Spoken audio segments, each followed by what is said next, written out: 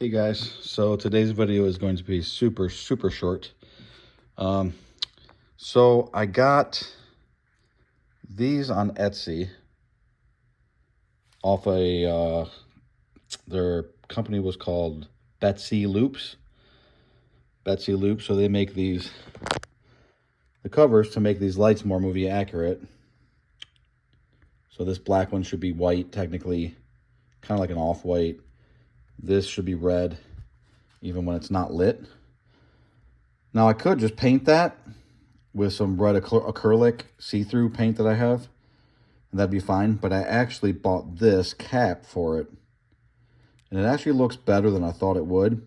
And it also makes it look just the light a little bit bigger, because that's supposed to be bigger anyways. So that's actually going to work perfect. So I'm going to just stick that on there. Again, I got these on Etsy from Betsy Loops.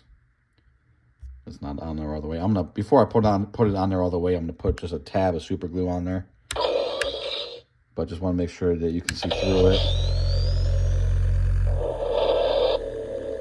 Yeah, you can actually see through that.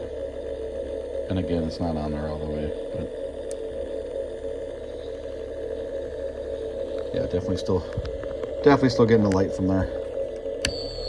Hard to tell because the window's open. So anyways, yeah, so I'm just going to super glue this on there. Then also I got this glass, or this clear piece here. And when you put it on this black, it kind of makes it how it should be. Again, I don't want to put that all the way down. Well, can't get it off now. But yeah, I'm going to put just a tab of super glue before I put these on there. So anyways, I got those two for that light and this here to make it more like the 84 version. Now here's another thing I just realized while I was looking at watching the movie again, looking at a bunch of reference photos. They have the Spengler wand, screen used Spengler pack that went to auction years ago, and they made a video about it, and there's a bunch of pictures on it. And I was looking at it closely, and I realized there's actually a screw, just like one of these hex screws, or whatever they're called. These ones here. Again, those are used throughout the entire pack and throughout the entire wand. They use a bunch of those. There's actually a screw that goes right between these two circles here. I've studied not really studied, but I've been around the proton pack and the wand since I was 5 years old, and I never ever realized there is a screw that goes right there in between there. So then I thought maybe that was just for Ghostbusters 2. Maybe that's just for the 89 movie. So I did some research. I looked back at the first movie, got some screen grabs, and here I'll show you some pictures here.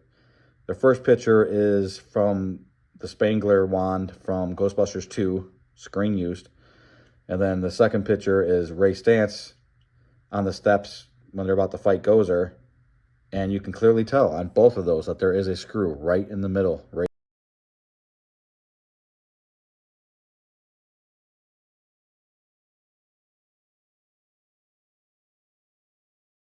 here. Never ever knew that. The little things that excite me. So I'm going to go ahead and put a screw right in here. Again, like always, just going to drill a hole. Make sure I don't damage anything, although this is like on the bottom piece, so there ain't nothing there.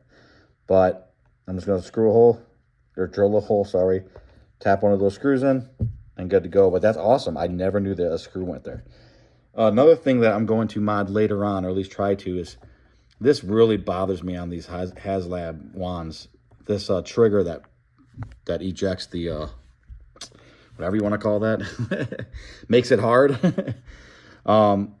This, when you pull it back, it ejects that. Well, this thing really needs to be bent all the way back here. Like, you're supposed to be able to just hold on to the wand and just reach it like this. I have to like go like this to pull it back. But yeah, this, if you look at the actual movie ones, this either goes straight up right here, and some of them even come further back like this.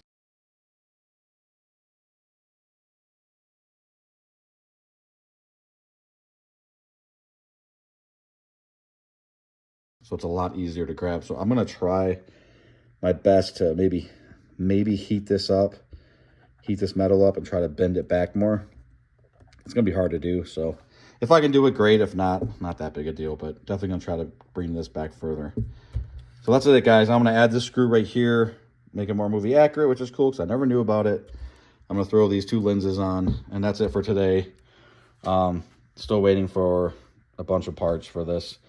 A bunch of them are coming tomorrow. I'll have my all my aluminum pieces, hopefully by tomorrow. What's holding me back here is waiting for the metal tip, trigger tip, whatever that's called. So yeah, we're getting there. All right, guys, so I got that screw in there on the side, right in the middle there. Cool stuff, never knew that went there. And then I got this on, that light there, that cap, and this cap on here. Now this one didn't turn out as good as I thought it would. It looks good on the top, but on the sides you can still tell it's black. So I might take this off and paint the inside, or paint the black knob or whatever, and paint it white, and then put this back on maybe. We'll see. I think I'm still gonna change that. I'm not happy with that, so, but I'm happy with this. That looks good to me.